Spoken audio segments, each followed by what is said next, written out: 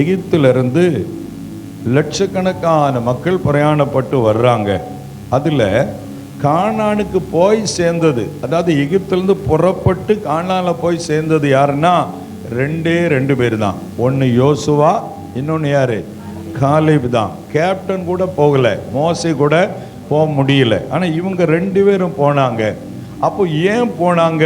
அதுக்கு காலேப்பை குறித்து கர்த்தர் சொல்றாரு, என்னுடைய தாசனாகிய காலேப், அவனுக்குள்ள என்ன ஆவி இருக்கிறது? வேற ஆவி இருக்குன்னு சொல்றாரு.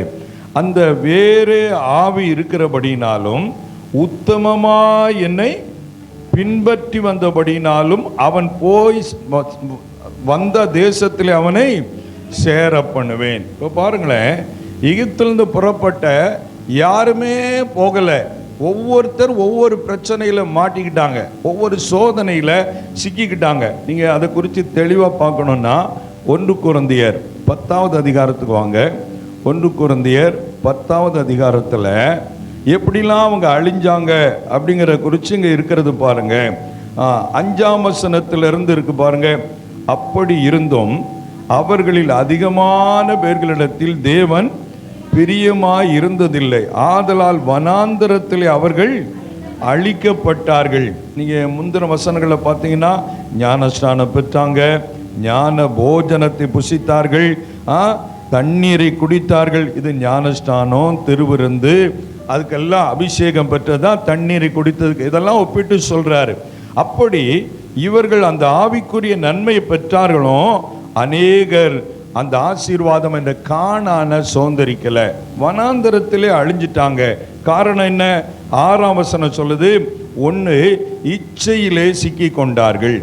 1 இச்சை என்ற பாவம். 2வது 7ஆம் வசனத்தில் புசிக்கவும் குடிக்கவும் உட்கார்ந்து விளையாடு எழுந்திருந்த வசனத்தின்படி விக்கிரக ஆராதனை என்ற பாவத்தில் ஒரு கூட்டம் சிக்கிட்டாங்க. அதில் குடி, வெறி, களியாட்டு, அந்த மாதிரி பாவத்தில் ஒரு கூட்டம் சிக்கிட்டாங்க. 8ஆம் வசனத்தில் வேசித்தனத்தில் சிக்கி எத்தனாயிரம் பேர் செத்து போனாங்களாம்? 23,000 பேர். பாருங்களேன். 9வது வசனத்தில் கிறிஸ்துவை பரீட்சை பார்த்து பாம்புகளால் அழிக்கப்பட்டாங்க. இது ஒரு குரூப் அழிஞ்சிட்டு. 10ஆம் வசனத்தில் அவர்களில் சிலர் முறுமுறுத்து சங்காரக்காரனாலே அழிக்கப்பட்டார்கள். பாருங்க, இந்த மாதிரி ஒவ்வொரு டீமும் ஒவ்வொரு இதில் சிக்கி அழிஞ்சிட்டு. ஆனால் காலேப்பு இதில் எந்த குரூப்லையும் சேரல. அல்லேலூயா சொல்லுங்க. இச்சிக்கிற கூட்டத்தில் சேரல, விக்கிரக ஆராதனை கூட்டத்தில் சேரல, முறுமுறுக்கிற கூட்டத்தில் சேரல, கிறிஸ்துவை பரீட்சை பார்க்கிற கூட்டத்தில் சேரல, வேசித்தனம் பண்ற கூட்டத்தில் சேரல. கர்த்தரே சொல்றார், அவன் உத்தமமா என்னை பின்பற்றி வந்தான். அல்லேலூயா. அதனால நான் அவனை எங்கே கொண்டு போவேன்? கானானுக்கு கொண்டு போவேன். பார்த்தீங்களா, எனக்கு புல் அரிக்கிறது. கர்த்தர் எவ்வளவு அன்பா காலேப்பை பற்றி சொல்றார் பாருங்களேன். உத்தமமாய் அவன் பின்பற்றினான். இப்போ ஏன் இதை சொல்றேன்? நாமும் பரம கானானுக்கு போகும்படி நம்ம பிரயாணம் போயிட்டு இருக்கிறோம், அப்படித்தானே? அவங்க உலக பிரகாரமான கானானுக்கு போனாங்க, நம்ம எந்த கானானு போறோம்? பரலோக கானானுக்கு. அப்ப நம்ம வாழ்க்கையில அவர்களுக்கு வந்த மாதிரி சோதனை நமக்கு என்ன செய்யும்? வரும். விக்கிரக ஆராதனை பாவத்தில் சிக்க வைக்கலாமா? குடி, வெறி, போதை அந்த மாதிரி பாவத்தில் சிக்க வைக்கலாமா? இல்லது முறுமுறுப்பு, எதை எடுத்தாலும் குறை சொல்லிக்கிட்டே இருக்கிறது, மர்மரிங், எதை எடுத்தாலும் அது சரியில்லை, இது சரியில்லை, அவங்க அப்படி சரியில்லை, இவங்க இப்படி சரியில்லை, இன்னும் எப்போ பார்த்தாலும் குறை சொல்லி தேவனை முறுமுறுக்கிறது, அதுலேயும் நம்ம சிக்கிவிடக்கூடாது. இப்படி பல்வேறு பாவங்கள் இந்த உலகத்தில் இருக்கிறது. அத்தனை பாவங்களிலையும் நம்ம கர்த்தரை இந்த காலேபை போல உத்தமமா பின்பற்றணும். அந்த தீர்மானத்தை நம்ம எடுக்கணும். ஏன்னா சபைக்குள்ளே தான் இதெல்லாம் இருந்தது. சபைக்குள்ளே இருக்கிற மக்கள் தான் இதெல்லாம் செய்தாங்க. கூட இருக்கிறவங்களே அவங்கள தவறான விதத்தில் நடத்த பார்த்தாங்க. இன்னொரு சம்பவத்தை சொல்றேன் பாருங்க. அதே எண்ணாமத்தின் புஸ்தகத்துக்கு வாங்க. எண்ணாமத்தின் புஸ்தகத்தில் 11வது அதிகாரத்தை எடுத்துக்கொள்ளுங்க. 11வது அதிகாரம் 4வது வசனம் 5வது வசனத்தை பாருங்க. 4வது வசனத்தை வாசிப்போம். பின்பு அவர்களுக்குள் இருந்த பல ஜாதியான அந்நிய ஜனங்கள் மிகுந்த இச்சையுள்ளவர்களானார்கள். இஸ்ரவேல் புத்திரரும் திரும்ப அழுது, நமக்கு இறைச்சியை புசிக்க கொடுப்பவர் யார்? நாம் எகிப்திலே கிரயமில்லாமல் சாப்பிட்ட மச்சம்னா மீன்களையும் வெள்ளரிக்காய்களையும் கொம்மட்டி காய்களையும் கீரைகளையும் வெங்காயங்களையும் வெள்ளை பூண்டுகளையும் நினைக்கிறோம். பாருங்க, இஸ்ரவேல் ஜனங்கள் எகிப்திலிருந்து புறப்பட்டு வரும்போது அவங்க கூட எகிப்தில் இருந்த பல ஜாதிகள், நாங்களும் உங்க கூட வர்றோம் ஐயா, நாங்களும் கர்த்தரை ஃபாலோ பண்றோம். எவ்வளவு பெரிய அற்புதம் எகிப்திலே செய்திருக்கிறார். எகிப்திலே 10 வாதைகளை அனுப்பி எவ்வளவு பெரிய தேவனுடைய வல்லமை நாங்க பார்த்திருக்கிறோம். அதனால எங்களுக்கு எகிப்து தெய்வம் வேண்டாம், நாங்களும் உங்க கூட கர்த்தரை பின்பற்ற வாரோன்னு கானானுக்கு வந்துட்டாங்க.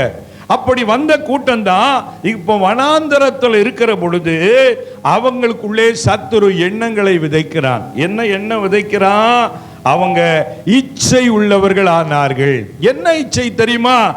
என்னப்பா கர்த்தர் சொன்னார்னு சொல்லி நாங்க வந்துட்டோம், டெய்லி இந்த மண்ணா தான் கிடைக்குது, எங்களுக்கு இறைச்செல்லாம் ஒன்றும் இல்லை. எகிப்தில் எப்படி மீன் விதவிதமா சாப்பிடுவோம், வெள்ளரிக்காய் சாப்பிடுவோம், கொம்மட்டிக்காய் சாப்பிடுவோம், கீரை சாப்பிடுவோம், அதெல்லாம் இங்க ஒண்ணுமே இல்லையா வனாந்தரத்தில் என்று அவர்கள் எண்ணங்களிலே இந்த மாதிரி உணவின் மேல் ஒரு இச்சையை சத்துரு கொடுத்து விட்டான்.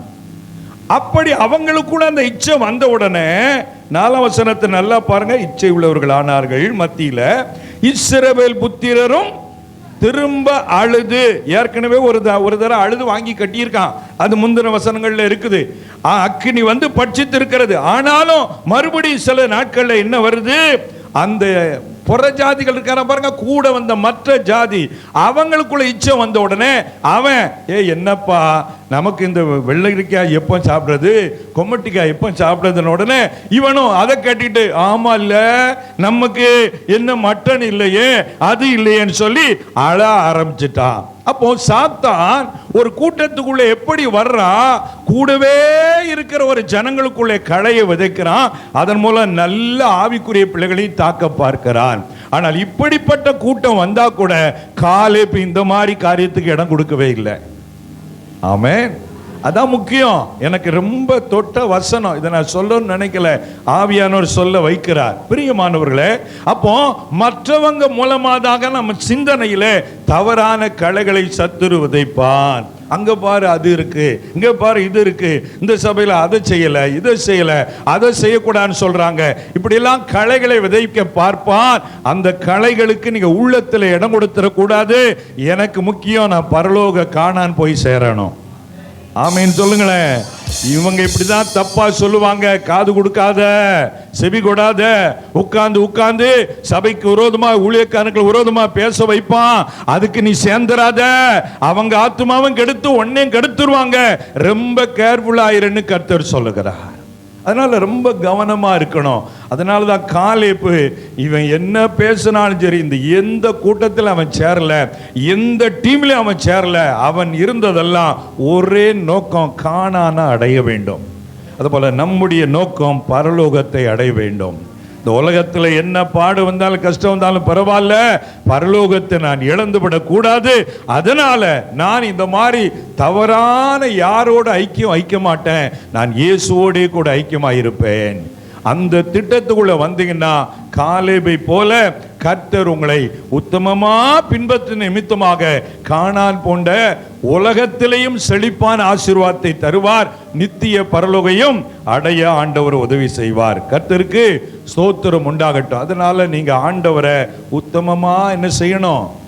பின்பற்றணும். ஒரு தீர்மானம் எடுப்பீங்களா? இன்னைக்கு ஒரு டெடிகேட் பண்ண போறோம், ஒரு அர்ப்பணிப்பு செய்ய போறோம். என்ன வந்தாலும் இந்த சபையோடு நான் நிற்பேன், என்ன வந்தாலும் சகோதரி கூட தான் நான் நிற்பேன். சகோதரிக்கு விரோதமாக எழும்புற கூட்டங்கள் எழும்பினாலும் நான் சகோதரி பக்கம் தான் நிற்பேன். ஆமென். நான் சாதாரணமாக சொல்லலை, ஏதோ சோதனை வரப்போகுதுன்னு நினைக்கேன். சாத்தான் பிளான் பண்ணிக்கிட்டு இருக்கிறான். கர்த்தர் அதை அறிஞ்சுதான் இவங்களை ப்ரிப்பேர் பண்ணு, சோதனைக்காரன் வர்றான், ஜனங்கள் இந்த சபையோடு கூட ஐக்கியத்தை விட்டுறக்கூட. இப்போதும் இதோ கர்த்தர் சொன்னபடியே என்னை உயிரோடு காத்தார். இதான் முக்கியம்.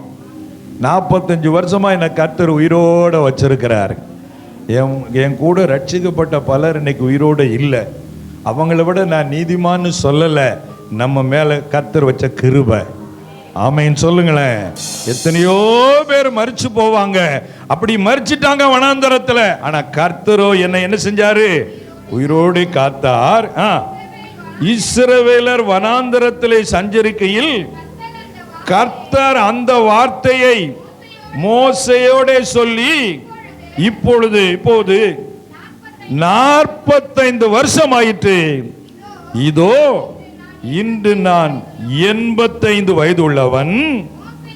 மோசே என்னை அனுப்புகிற நாளில் எனக்கு இருந்த அந்த பலன் இந்நாள் வரைக்கும் எனக்கு 40 வயசுல இருந்த பலன் எத்தனை வயசுல இருக்கான்? நம்ம அப்படி இருக்கிறோமா? பலனை கர்த்தர்கிட்ட கேட்கணும். ஆமேன்னு சொல்லுங்க. இப்போ எனக்கு 57 வயசு ஆகுது. கர்த்தர் கிருபையினால ஆரோக்கியமாக கர்த்தர் என்னை வச்சிருக்கிறாரு. நான் ஆண்டவர்கிட்ட என்ன சொல்கிறேன், ஆண்டவர்கிட்ட நான் என்ன எதிர்பார்க்குறேன் தெரியுமா? உமக்காக நான் நிறைய வேலை செய்ய வேண்டியிருக்கு, அதனால என்னை நல்லா வச்சிருக்கிறீங்கப்பா. நிச்சயமாக வேலை உமக்காக செய்வேன் ஆண்டவரே. அல்லேலூயா. ஏன்னா சுவர் இருந்தால் தான் சித்திரம் வரையலாம்பாங்க. அப்போ பாடி நல்லா இருந்தால் தான் கர்த்தருக்காக ஓடி உழைக்க முடியும். ஆமென். அதனால பாருங்க, இந்த காலை பக்கம் 40 வயசுல இருந்து அந்த பலனை 85 வயசுல கொடுத்திருக்கிறார். ஆரோக்கியம், உத்தமமா வாழ்ந்தா ஆரோக்கியமாய் வாழ கிருபை தருவாரு. பாருங்க அடுத்து என்ன சொல்றாரு?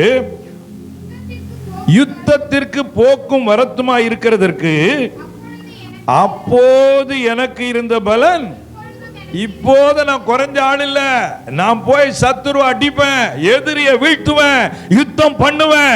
கர்த்தர் அந்த பலன் எனக்கு தந்திருக்கிறார். கை தட்டி அல்லேலூயா சொல்லுங்க. அல்லேலூயா. 12ஆம் வசனம். ஆகையால் கர்த்தர் அந்நாளிலே சொன்ன இந்த மலை நாட்டை எனக்கு தாரும். அங்கே ஏனாக்கியரும் அரணிப்பான பெரிய பட்டணங்களும் உண்டென்று நீர் அந்நாளிலே கேள்விப்பட்டீரே. கர்த்தர் என்னோடு இருப்பாரானால் கர்த்தர் சொன்னபடி அவங்கள ஓட ஓட விரட்டி அடிப்பேன். அல்லேலூயா. உடனே யோசுவா இதெல்லாம் கேட்டுக்கிட்டு இருக்கிறான். ஏன்னா இவனும் காலேப் கூட வந்த ஆள், அவன் வாழ்க்கையை பார்த்துக்கிட்டே வர்றான். ஆனால் யோசுவாவோ மோசே ஸ்தானத்தில் கர்த்தர் வச்சுட்டாரு.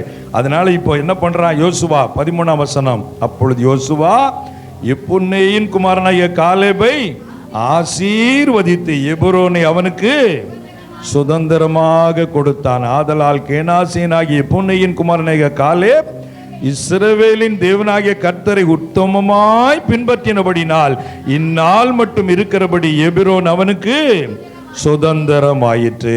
ஹல்லேலூயா. பாருங்க, ஒரு மனுஷன் உத்தமமா கர்த்தரை பின்பற்றினா 45 வருஷம் ஆனாலும் அவனை நல்லா வச்சிருக்கிறார். ஆமேன்னு சொல்லுங்களேன். அது மாத்திரம் இல்ல, கர்த்தர் அவனை யுத்த வீரனா வச்சு ராட்சதர்களை வின் பண்ணி மலை நாட்டை சுதந்தரிக்கும்படி கர்த்தர் அவனை ஆசீர்வதித்தார். இந்த எபிரோன் தான் ராஜதானி பட்டணமா பின்னால மாறிட்டு. தாவீது இந்த எபிரோனில் ஒரு 7 வருடம் ஆளுகை செய்து வந்தா. அதற்கு அப்புறமா தான் எருசலேமுக்கு ராஜாங்க பாரமெல்லாம் மாறினது. ஒரு சென்னை சிட்டி, கேபிட்டல் சிட்டி எப்படி இருக்குதோ அப்படிப்பட்ட இடத்தை காலேபுக்கு கர்த்தர் கொடுத்தார். அல்லேலூயா. அப்போ நீங்களும் இந்த நாளிலே உத்தமமா பின்பற்றுங்க. ஏன்னா இருதயத்தில் உங்கள் காதுகளில் தவறான செய்திகளை போட்டு உங்களை குழப்ப சத்துரு பார்ப்பான். மனதில் தேவையில்லாத உலக காரியங்கள் போட்டு உங்களை பரிசுத்தத்தை கெடுக்க பார்ப்பான். எதுக்கும் இடம் கொடுத்துறாதீங்க.